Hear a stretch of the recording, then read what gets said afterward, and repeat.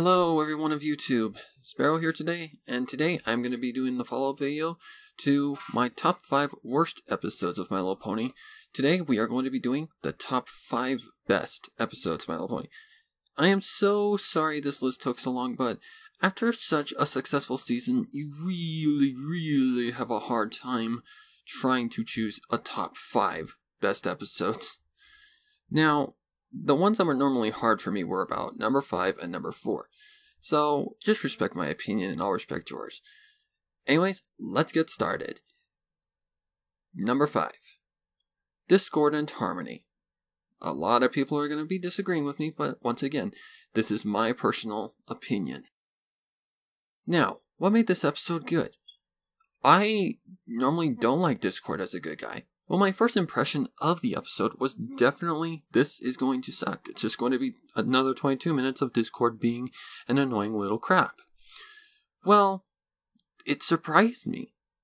The episode actually touches on something that we really weren't expecting. Discord has been having tea at Fluttershy so much that Fluttershy wants to have tea at Discord's place for once. And Discord doesn't know how to really, react to that.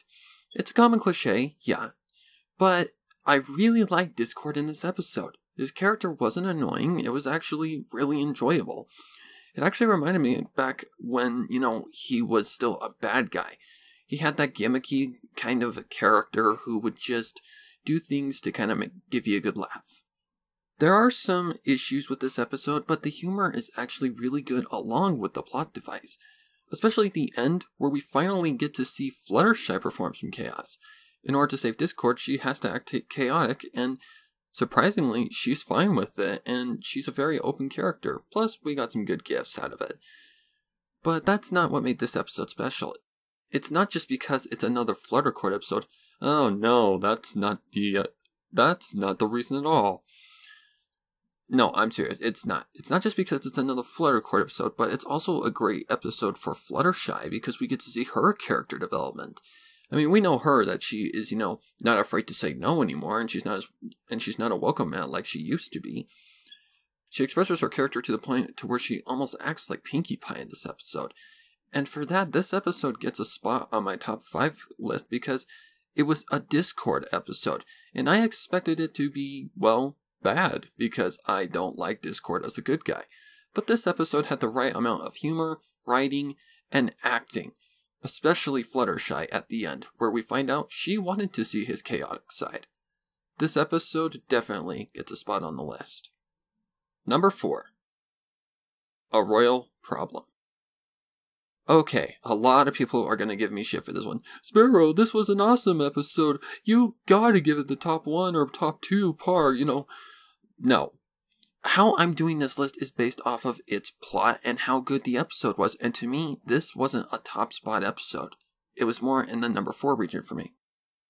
The last time we saw Celestia and Luna actually act like sisters rather than princesses was Slice of Life. But that doesn't make up for the fact that it makes this spot on the list. It is an overrated episode, and yeah, I got spoiled way before the episode aired. Thank you, Hasbro, for everything. Seriously, thank you. But with all that aside, this episode was definitely one for a spot on the list. I mean, it's not just the Daybreaker reveal, but the fact that we actually got a Luna and Celestia based episode, and a map episode for all that. And at the beginning, you immediately know it's a big episode, because not only is Starlight called on the map, and we thought that the main 6 could only be called on the map, but we learned that Celestia and Luna have now been seeing eye to eye for pretty silly reasons, but it's pretty relatable for me, because I've kind of been in the same situation as well. With all that aside, when Celestia and Luna do interact in this episode, you can feel the tension between them. Like, Luna is mad at Celestia because she doesn't respect, the lavender that she puts out for the night, and Celestia is kind of mad at Luna because she doesn't respect the breakfast that she prepares for her every morning, when both need to see each other's lives from the point of view of the pony. Did that make any sense? I have no idea. But anyways, we get a Freaky Friday reference where overpowered Starlight is able to take the cutie marks and switch them. causing them to live a day in each other's lives for one day, which need to happen in order for them to see why they do what they do. This episode was great, especially towards the end.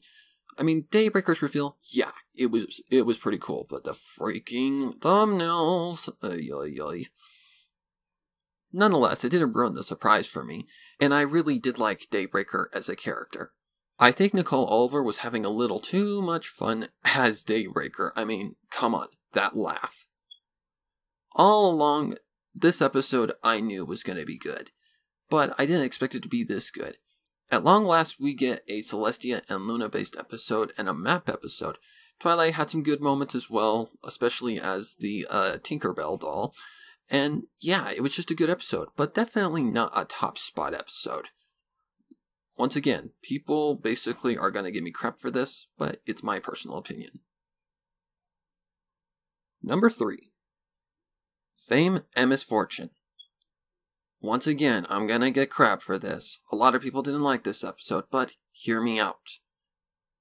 This episode is a clear representation of the MLP fandom. Like, don't get me wrong, I didn't even know what it was about or what it was representing after the first time watching it. And even after watching it another 2 or 3 times, I still didn't get it. It was only up until I watched a reactor actually react to it that they were able to spot what it was really about. The episode is specifying our fandom itself. We get into conflicts over stupid things, and we have our own opinions, but we want to rip each other's heads off because of it, when we really should be seeing the point of why we are in this fandom in the first place, and people are going to have their own opinions.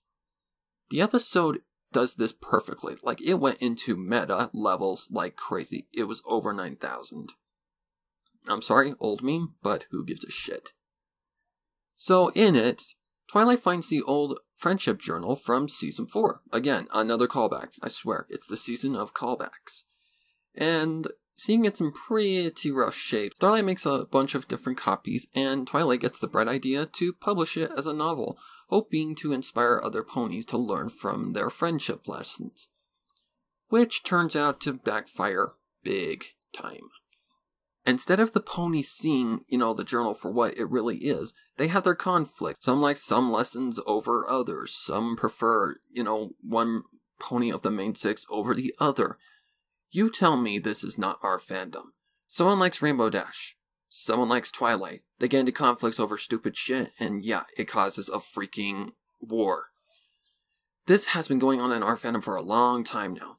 And the episode ends with one of the best songs that I've ever heard in My Little Pony. We're not flawless. That quote is perfect. We're not flawless, we're a work in progress. And that's true. We are all not flawless. We all have our flaws. We're all a work in progress, and we are going to have our differences of opinion. This is a lesson that a lot of us need to learn. We do have differences of opinion, and people need to respect that. Respect my opinion, and I'll respect yours. Don't get into conflicts over it. This episode was so meta, it was crazy. And the reason it's at number 3 is because it's basically an episode that talks about our fandom and really gives a great lesson. But the one thing I really liked about the episode was the way of how it was resolved after the song was over. Instead of it being a good ending, like where every pony just realizes the error of their ways, nope. Hasbro goes into the limits of basically saying, nope, let's do it how the fandom would react. We wouldn't give a shit. We would say, okay, now you've had your fancy song, back to arguing. Yep, that's exactly how our fandom would react. So the fact that this episode goes into meta levels of our fandom so much, and it's clearly a representation of our fandom, seeing it aired during the weekend of BronyCon 2017 even, the biggest con during every year and the birthplace of conventions of My Little Pony, this is clearly a representation toward our fandom of what really happens in our fandom. We need to stop conflicting each other, and we need to focus on what is really important, why we are really in this fandom. That's why I love this episode. It plays with the meta levels of the fandom so well, and it represents our fandom perfectly, and how we would react to something when someone tries to resolve something. On to number 2. Number 2. Shadowplay Parts 1 and 2. In my personal opinion, this was the best season finale we have ever gotten of My Little Pony. Why? Well, let's see. The entire season led up to this. It all started in Campfire Tales, where we actually learned of the legends of Equestria, and if I remember right, I think it's a reference to the comics. That alone right there is epic, but what's one of the things that has been roaming around in My Little Pony that we have been waiting for since Season 1 when he was referenced? Star Swirl the Bearded. And the fact that he comes out of the pillars, which is a reference to Stonehenge, that is absolutely cool. We finally got to see what Star Swirl looked like and how he would act. And strangely enough, I expected his character to be like this. I didn't expect him to be like the ambassador of friendship or like the friendship god. I expected him to be the one who didn't understand friendship, and I was correct. He is clueless to what friendship is, and not to mention, we also get a Dazzling cameo. Like the Dazzlings before they entered the Equestria Girl universe.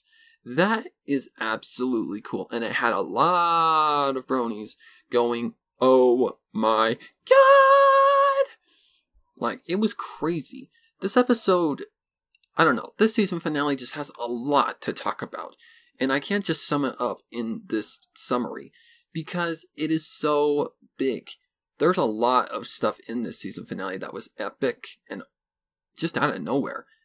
The Dazzling cameo, Star Swirl, and the rest of the pillars, Stonehenge reference, there is a lot of stuff in this. But the one character that I liked the most was probably Starlight.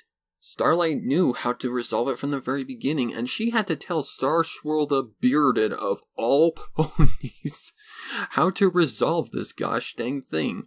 I mean, how can you stand up to an almighty wizard and just say, you can resolve this with a conversation? Not to mention, it is a whole misunderstanding in the first place. They jumped to conclusions. Again, another thing our fandom is very guilty of. But back to the episode. There is a lot of things in this episode to talk about, and you just can't sum it up in one sentence. It is so big and full of so many things.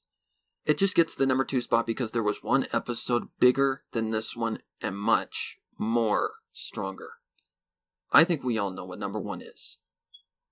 And the number 1 Season 7 episode of My Little Pony is The Perfect Pair. Was there never a doubt that this episode was going to be number 1? To me, this is one of the best of the series. We've gone through 7 seasons of My Little Pony, and this episode was definitely one of the best. A few months before Season 7 premiered, we got information that both Rainbow Dash and Applejack's parents would be revealed. We got a cameo of it in A Royal Problem when Celestia goes to the Dream Realm, and we see Applejack being cared for by her parents in a dream. Who was having that dream? I have no idea. So yeah, it's the Applejack parent reveal episode, and it's definitely one of the best of the series, without a doubt. I mean, how can you make this episode any better? It's basically a Romeo and Juliet story. There was a feud between the apples and the pears, and just like in Romeo and Juliet, two meet from opposite sides and are stuck in a conflict over stupid reasons. They grow and develop a secret romance, and yeah, that's pretty much all you have on that side. But the thing that makes this number 1 for me is not the love story. I mean, don't get me wrong, the love story and the song, oh my god, the song. One of the best of the season. Were definitely good. But the thing that wins it for me is Grandpare's side of the story. This is a lesson that is, holy moly. This is a lesson that I did not ever expect to see in My Little Pony of all things. It's basically a lesson we've learned before, but this is so much better. Amending a broken fence. Grandpare makes his daughter choose between family after she gets married, because they're moving to Vancouver and she has to choose who to stay with. The Apples, who she was just recently married to, or the Pears, her original family. How can you choose between those two things? I mean, that is one of the toughest choices you could possibly make. Choosing your own family over the new family that you had been wed into. And after finding out that they are dead, that just makes it even more rough. And how he responds to it is basically with the words, "Fine," and leaves his daughter. Therefore, he missed out on Big Mac's birth, Applejack's birth, Apple Bloom's birth, his daughter's death, and even his own son-in-law's death. How they died, we have no idea. But when Apple Bloom said that the tree was something to remember them by, that clarified they're dead. Imagine leaving a family and then having all that regret left upon you, even, when your daughter is sending you letters or something like that, and it's all over something very stupid like a feud. And even he realizes that at the end of the episode when he says, "I can't believe I let a silly feud get in the way of my family." That is a strong, strong lesson. Like, the entire time I was watching this episode, I was thinking, am I still watching a kid's show? It was hard for me to believe that I was still watching My Little Pony after seeing, how far this episode went with its lesson. Amending a fence that had long been broken. And the fact that the Apple parents are clarified dead, and just all that on top of it, it is strong on Grandpa's side of the entire story. Don't get me wrong, I love the character designs. Pearbutter, one of the best of this series ever. I mean, she was so adorable. I mean, I'm not gonna lie, she was adorbs. But Grandpa's side of the entire story was definitely the strongest. Amending a fence that had long been broken, and, just trying to make amends with something that you regretted after so long. It just goes to show you, don't let something as silly as anger get in the way of something you're gonna later on regret in life. That is a strong lesson, and definitely that makes the perfect pair number 1 on the list. It was very, very hard to choose the episodes for this list. I mean, trust me, it's hard to choose a list of only 5 episodes when you had a great season. So, now that that's over, I can't wait for Season 8. And just from what I've heard of some people who have seen the leaked episodes, it's not going to be disappointing. Thank you guys so much for watching, and let me know what you guys thought of my thoughts in the comments below. What were your guys' top 5 favorite episodes? Let me know, and until next time, that's all for now. Like, comment, subscribe for more, and Sparrow for now. Until next time, take care.